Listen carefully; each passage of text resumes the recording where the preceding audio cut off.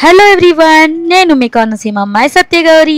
So guys, welcome to another mini vlog అండి.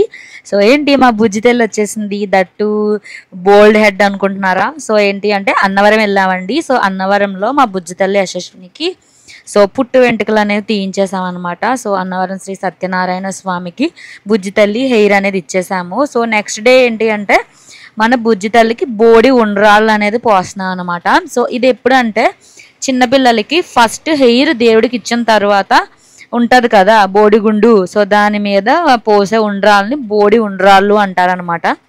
So మా side మేము అందరం సరదాగా సెలబ్రేట్ చేసుకుంటాము. సో మన బుజ్జితల్లి హెడ్ చూసారా ఎలా ఉందో?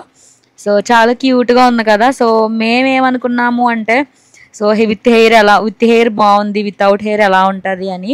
అస్సలు ఎటువంటి బోసిగా లేదండి, చాలా క్యూట్గా ఉందన్నమాట, ఈవెన్ హెయిర్ లేకపోయినా కూడా.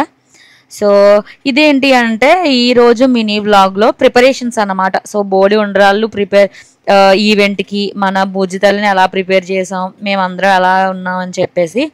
సో ఏంటి అంటే ఫస్ట్ ఇదేంటి చాలా సింపుల్గా మేమైతే అరేంజ్మెంట్స్ చేసుకున్నామండి.